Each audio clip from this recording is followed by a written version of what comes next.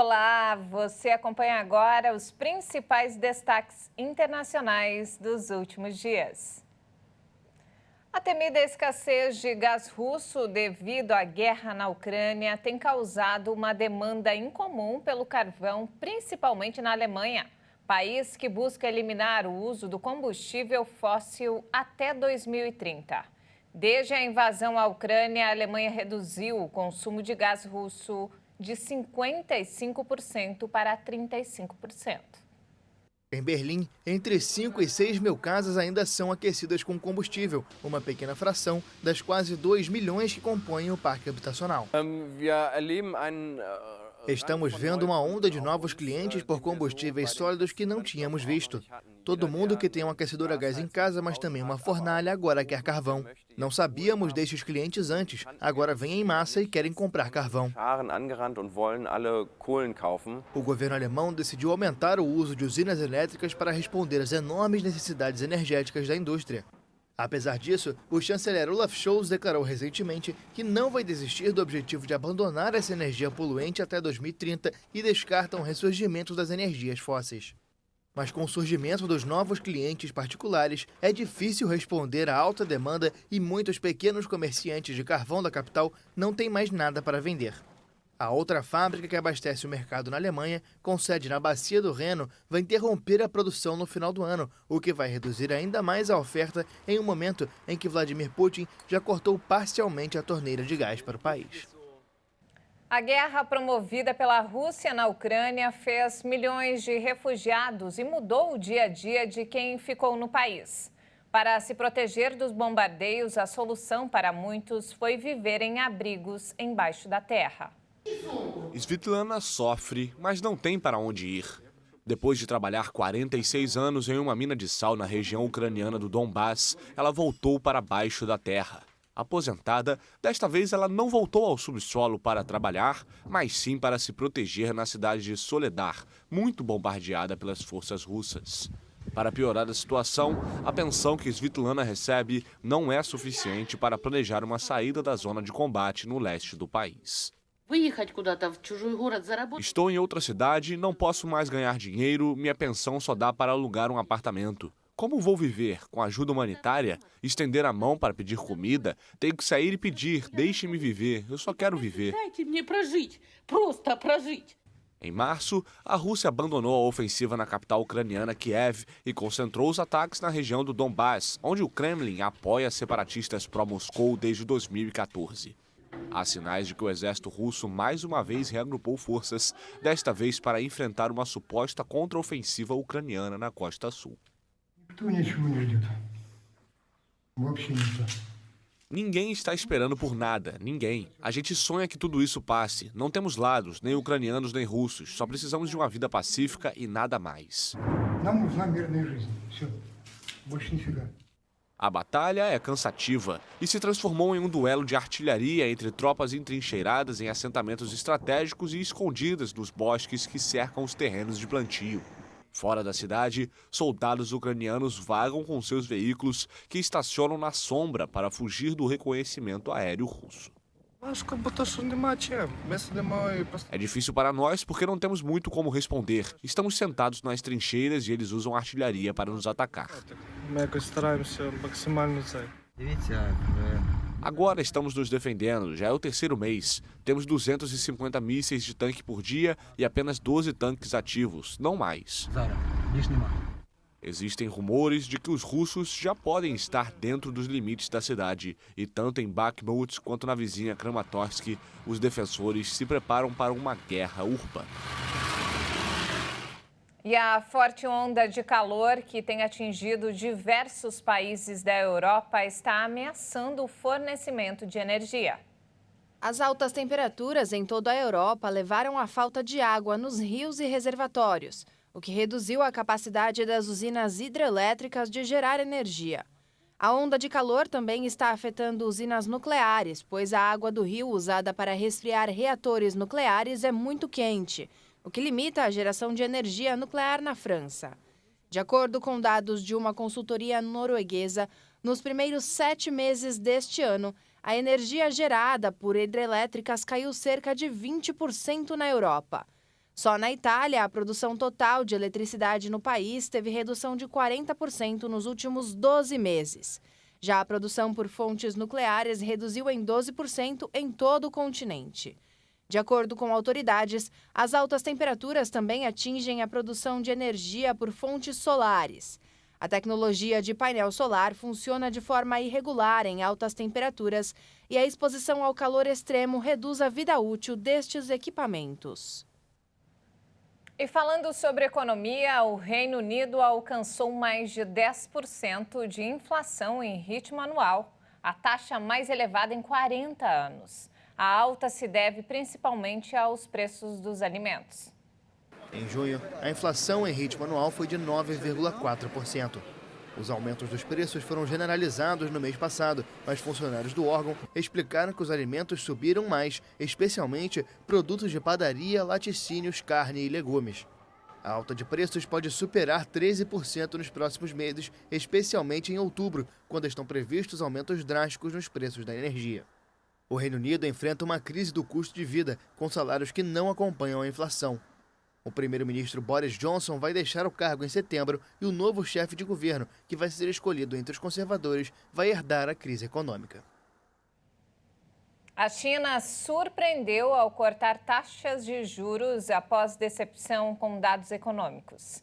A segunda maior economia do mundo escapou por pouco de uma contração no segundo trimestre, abalada por restrições rigorosas contra a Covid. A taxa de juros dos empréstimos de um ano caiu 10 pontos, a 2,75%.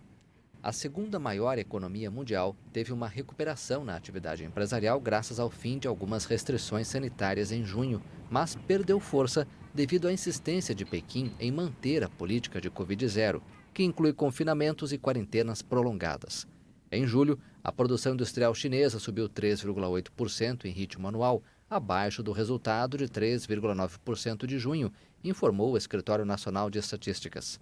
O comércio varejista cresceu 2,7% em ritmo anual, contra 3,1% em junho, enquanto o desemprego urbano caiu para 5,4%.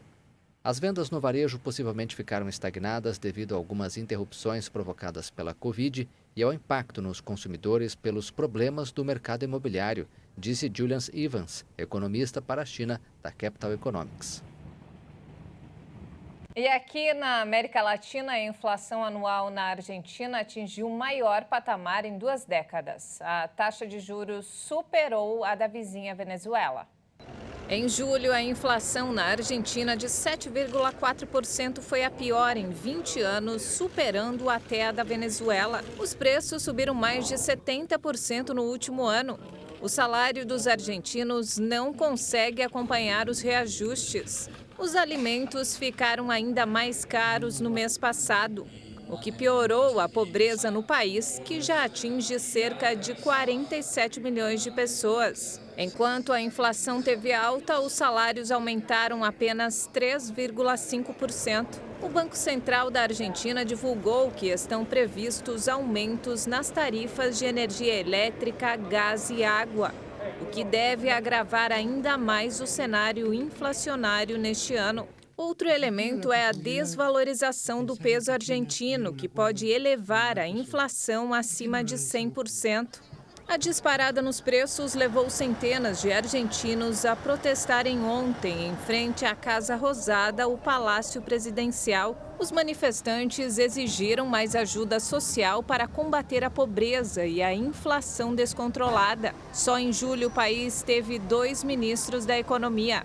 Sérgio Massa assumiu o posto em agosto, com um grande desafio: de reduzir a tensão política e tirar a economia do país do buraco. E falando sobre saúde, foi aprovada pela primeira vez no mundo uma nova vacina para a variante do coronavírus, a Omicron. A Agência Reguladora de Medicamentos e Produtos de Saúde do Reino Unido aprovou a primeira versão atualizada da vacina contra a Covid-19. O imunizante, desenvolvido pela farmacêutica Moderna, é chamado de bivalente. A nova fórmula oferece proteção tanto contra a cepa original da Covid quanto para a subvariante BA.1 da Omicron. identificada no fim do ano passado na África do Sul. Agora, o Comitê Conjunto de Vacinação e Imunização britânico precisa decidir se vai incorporar o novo imunizante à campanha antes do próximo inverno, que começa em dezembro no Hemisfério Norte. O Reino Unido é o primeiro país do mundo a dar o aval para uma versão atualizada da vacina destinada a subvariantes da Ômicron, que conseguem escapar com mais facilidade da proteção oferecida pelos imunizantes originais. A Organização Mundial da Saúde pediu que a população evite expor os animais ao vírus da varíola dos macacos após a ocorrência do primeiro caso de infecção em um cachorro. A transmissão ocorreu entre 2 homens e um galgo italiano que vivem na mesma residência em Paris. Clearly, in this particular case, with the transmission to a dog in a closed domestic setting. É certo que na transmissão para um cão em um ambiente doméstico fechado, ter um cão infectado não é incomum, não é inesperado que ocorra. O que não queremos que aconteça é a doença passar de uma espécie para outra, permanecendo e se movendo nessa espécie. É assim que o vírus pode se adaptar à nova espécie e ser incentivado a evoluir.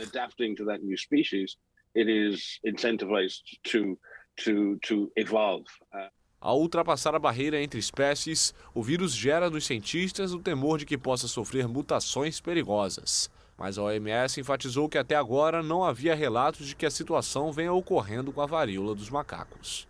A varíola dos macacos foi originalmente identificada em primatas mantidos para pesquisa na Dinamarca em 1958, embora seja encontrada com mais frequência em roedores.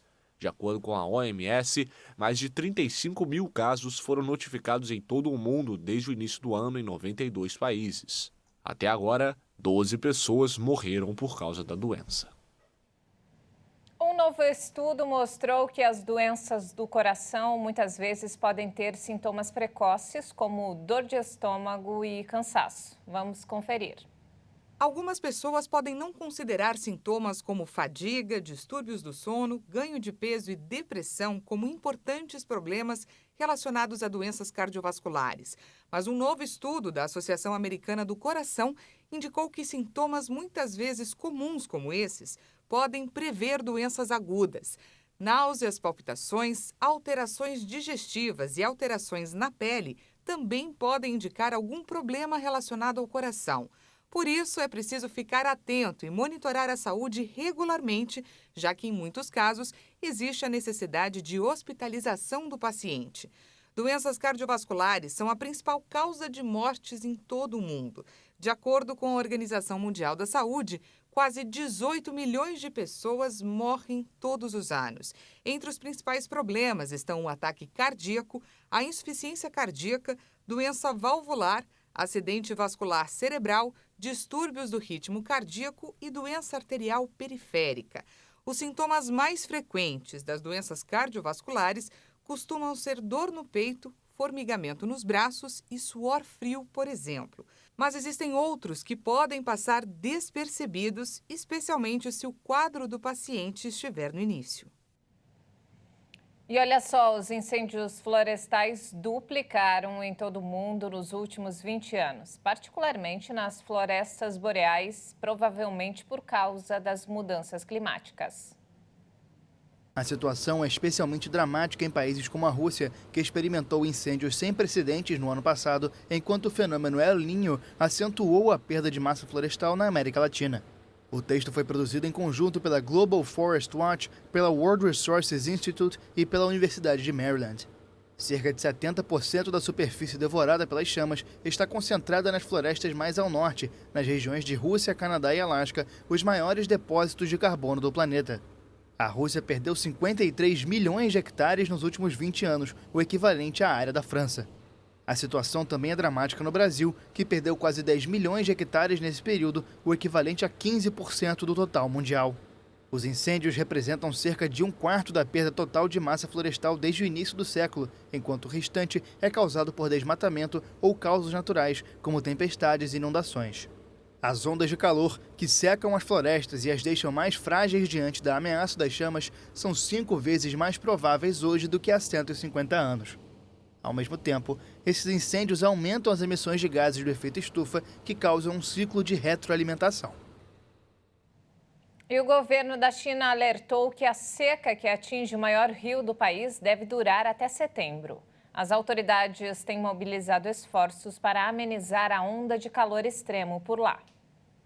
Muitas províncias anunciaram o uso da técnica de semeadura de nuvens, que faz com que as nuvens existentes no céu aumentem o seu teor de umidade e provoquem chuva. Essa é uma técnica usada desde a década de 40 e a China tem o maior programa de produção do mundo. Apesar dos esforços para driblar a seca em um dos principais rios que abastece o país, o Ministério de Recursos Hídricos emitiu um alerta, dizendo que os baixos níveis das bacias do rio ainda seguem afetando negativamente o abastecimento de água potável para a população e também para as atividades agrícolas. A China tem enfrentado uma das piores ondas de calor já registrada. O país emitiu alerta vermelho de calor em pelo menos 138 cidades e condados. Diversas regiões têm registrado temperaturas acima dos 40 graus. Mais de 4 milhões de pessoas já foram afetadas pela seca, agravada pela crise climática dos últimos anos. E antes de encerrar, olha só que bacana, os apaixonados por pets estão recorrendo à acupuntura para tratar os seus amigos peludos. Em uma clínica de Pequim, a medicina tradicional chinesa é usada no tratamento de diferentes tipos de doenças. O objetivo da técnica é buscar uma melhor qualidade de vida para os pets. Para os bichinhos que não aceitam bem as aplicações, o profissional usa o recurso da música e do canto dos pássaros para o relaxamento. Mas a técnica secular também tem contraindicações. As principais queixas dos donos de pets que buscam o tratamento são a paralisia, a fraqueza dos membros, epilepsia e a dor. Apesar disso, há casos que a única solução é mesmo o uso da acupuntura. O labrador Xiaomei, de 12 anos, por exemplo, sofre de compressão nervosa na região lombar. Sua tutora levou ela ao veterinário depois que ela nadou e não conseguiu mais levantar. Antes do tratamento, quando ela se sentava no chão, ela não conseguia se levantar. Após o tratamento, ela conseguiu se levantar sozinha, então ela está muito melhor do que antes. A acupuntura animal tem séculos de existência na China, mas somente a partir de 2016 um médico veterinário local passou a adotar o procedimento. E não temos mais tempo, essa edição fica por aqui. Mais informações ao longo da nossa programação. E se quiser rever as nossas reportagens, é só acessar o canal Hit Notícias no YouTube. Obrigado pela companhia, até mais.